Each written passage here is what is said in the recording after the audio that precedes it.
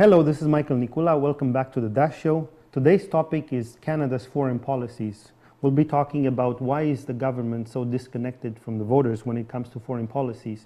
Canadians don't understand why are we fighting a war in Afghanistan. Canada used to use diplomacy, not military, and peacekeeping, not bombing alongside the US. Why are we not holding direct talks with rogue regimes like Iran or North Korea? This and much more in today's episode. Please watch and enjoy the show.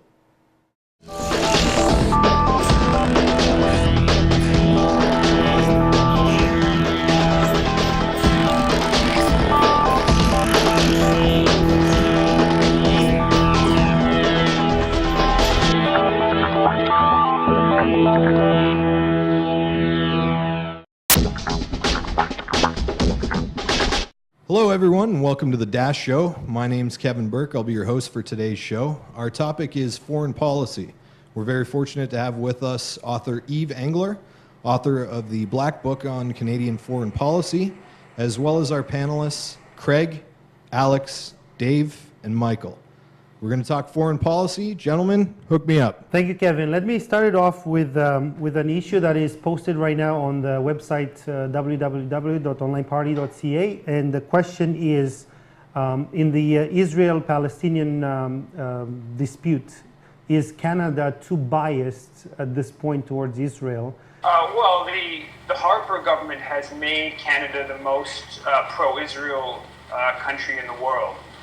Quite clearly, diplomatically speaking, at least, the U.S. support for Israel is more significant in terms of its consequence, in terms of supporting Israel's ongoing dispossession of Palestinians. But it's basically an unflinching diplomatic support by the Harper government for Israel. The most recent example of that, of course, is Canada voting against making Palestine a member of the UNESCO. Canada was one of only 14 countries to vote against making Palestine a member of UNESCO. And then John Baird, the Foreign Affairs Minister, has said that Canada is going to cut off some funding to UNESCO. So it's Canada and the US, the only two countries doing so. Just recently, Israel announced 2,000 more settlements. And even the European Union, the U.S. government ostensibly criticized Israel's announcement for ongoing illegal settlement building. There's basically nothing. Very timid comment from the Harper government. And this is, there's example after example of the different ways in which the Harper government has supported Israel diplomatically at the United Nations, public comments, which we've heard a fair bit about. Less discussed is the extensive support that the Canadian government gives to Israel, military support, the military ties between the two countries, the way in which the Harper government has made it acceptable, openly legal to fundraise for Israeli charities operating in the occupied territories. Again, occupied territories which are contrary to international law. So the Harper government has taken an incredibly strong position in support of Israel. And there is no doubt that that has led to some opposition among countries around the world. In terms of one of the examples we saw of that is when Canada lost its bid for the Security Council seat a little over just about a year ago now, actually. That was partly, losing that bid for the Security Council seat was partly because of the staunch support, the overwhelming one-sided support that Canada gives to Israel, which is, I don't think the main reason to oppose Canada's one-sided support for Israel is not because it's costing Canada diplomatically, but in fact is because it's immoral, and Israel continues to dispossess Palestinians, continues to refuse to allow a Palestinian state on even 22% of historic Palestine. But there is also this diplomatic cost that the Canadian government and Canada, for that matter, is having by supporting Israel so one-sidedly. Well, isn't this something that Bono could just solve? Or has he done so already? Eve, I heard there's a real disconnect between what the Canadian people want and how the current government's operating in foreign policy. For example, during the Afghanistan war, most people have not supported the war, but the Canadian government has continued with it. Also, when they involved themselves in the bombing of Libya, they didn't even have to check with Parliament before they went ahead and did that. Why is there this disconnect mostly in foreign policy, and what can we do to stop that? Well, first of all, I mean, to talk about a very clear recent example of the disconnect between popular opinion, public opinion in Canada, and the government position was Canada's opposition's hard-line opposition to the Palestinian bid for a statehood bid at the UN about 5-6 weeks ago. And there was actually a poll that showed that the strong majority opinion, more than 2-1 in favor of Canada supporting the Palestinian statehood bid, yet the Harper government took a staunch, hardline opposition to that bid. Another example that you mentioned is Afghanistan, where polls a couple years into Canada's mission there became quite clearly, showed that the population clearly opposed Canada's mission in Afghanistan. In Libya, I have not seen polls specifically about Libya, but it wouldn't surprise me if a majority of Canadians actually opposed the NATO bombing and NATO, war really in Libya. And part of the disconnect is that I think that my reading of how politics play out in general is that there is an elite position, usually the elite dominated by people, corporate CEOs, the corporate media, the sort of intellectual class that tends to serve the wealthy and the politically powerful. And they do that domestically as well, right? So they have a certain agenda, domestic agenda, and sometimes, to take the different issue, but on the case of healthcare, they would like to see maybe increased privatization of healthcare. You take the issue of minimum wage, they tend to want a lower minimum wage. The business world tends to want a lower minimum wage. But when it comes to domestic issues, people have a very clear personal stake. The majority population has a very clear personal stake, increasing the minimum wage or expanding healthcare or improving healthcare, Medicare services. So there's only sort of so much that the elite can get away with in terms of pushing their agenda. When it comes to foreign policy, where people have so little personal experience, right? I didn't grow up in Afghanistan.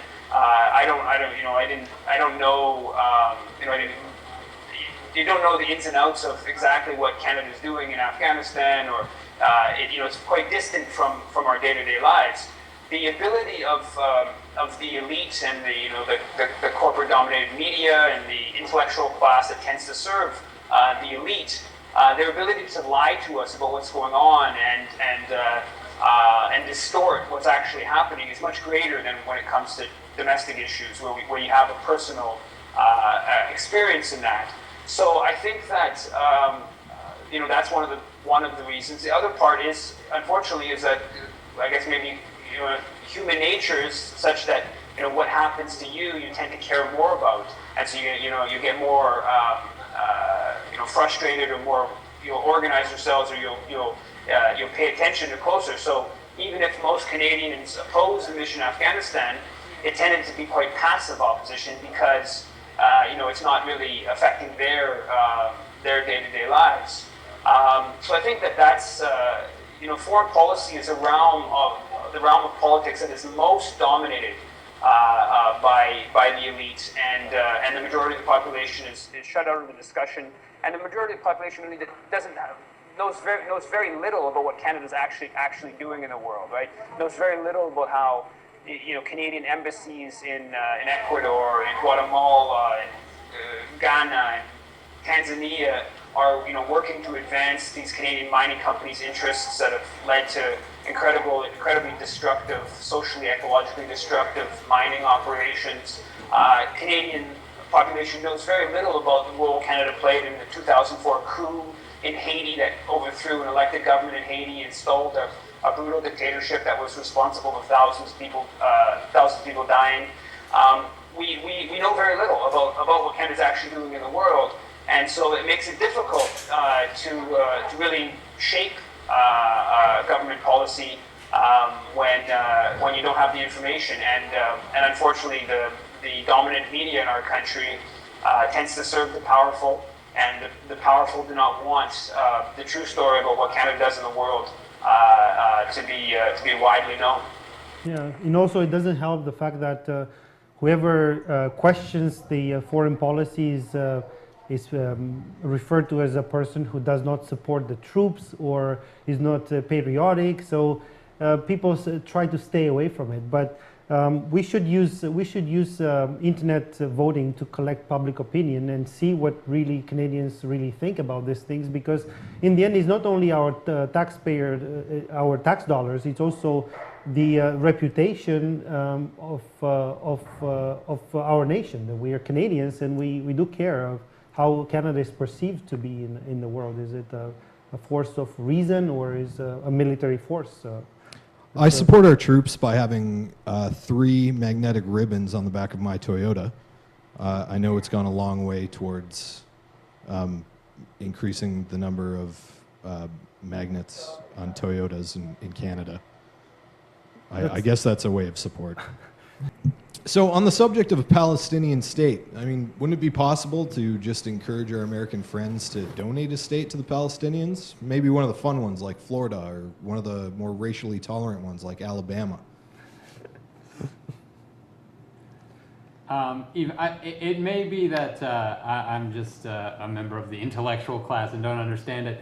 But it seemed to me when I was a kid, Canada was actually taking more of a peacekeeping role. Like they were the people in the white helmets standing between people with rocks and sticks. Is that still the case, or have we moved towards a more sort of aggressive, hostile stance in the world? Well, there's no doubt that the Harper government sees the military as the answer to much of the world's problems. They look for military solutions first in much of how they see the world. The history, I think, I'm not of the opinion that Canada has historically been this peacekeeping, benevolent force in the world. I think that quite to the contrary, there's lots of history of militarism in Canadian foreign policy. Look at the 27,000 Canadian troops Canada sent to Korea during the 1950 to 53 Korean War, that 3 to 4 million people were killed in that war. But there is truth to the point that there was a time, I think maybe with the later Trudeau government and to some extent with Mulroney and Jean Chrétien, well, there was a little bit less focus on the military.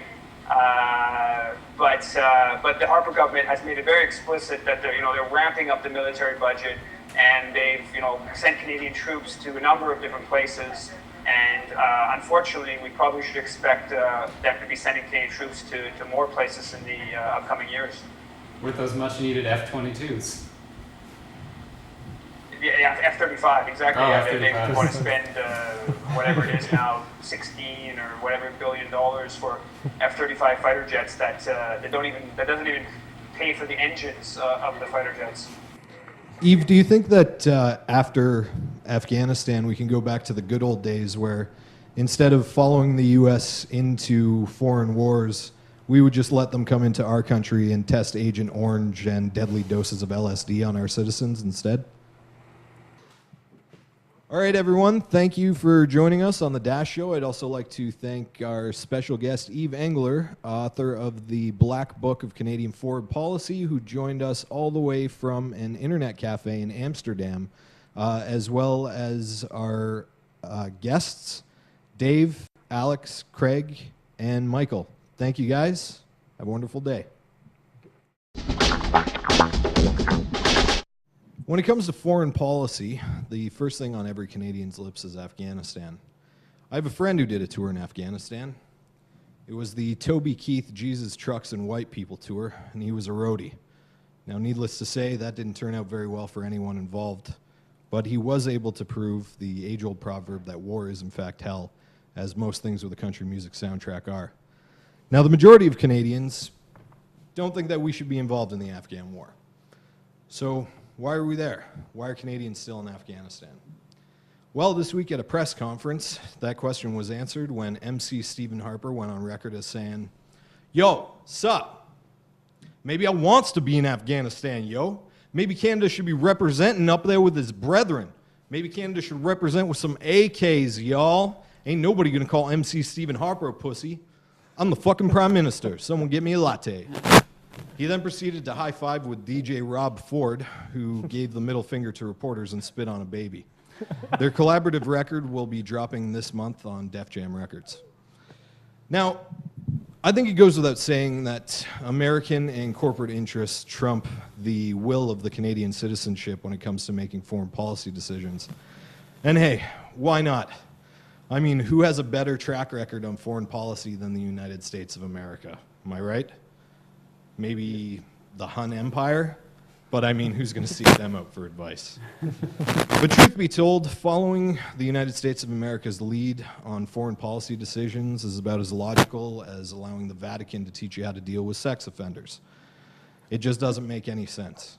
And throwing corporate interests into the mix, yeah, that's just brilliant. Why just follow one inept interest into foreign policy when you can follow two? Why not just mash two terrible things together? Like a dance remix of a Def Leppard song, or like the new supersize apartheid burger at McDonald's. Doesn't that sound like a great idea? Can't we just go back to the good old days when Canada thought that we were a power for good in the world because that's what we were told, where instead of following the US into foreign countries for wars, we just let the United States into Canada to test Agent Orange on our citizens and deadly doses of LSD. You know, the good old days.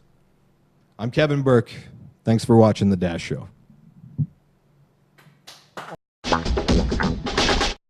Welcome back. That was a really interesting discussion, at least for me. If you want to know what I think, go on the website, www.onlineparty.ca, comment, vote, see other people's comments. I personally think that Canada should go back to peacekeeping and should hold talks to rogue nations and try to use diplomacy and not sanctions or force. But that's only my opinion. You can have your say on the website, www.onlineparty.ca. Thank you for watching the show. This is Michael Nicola.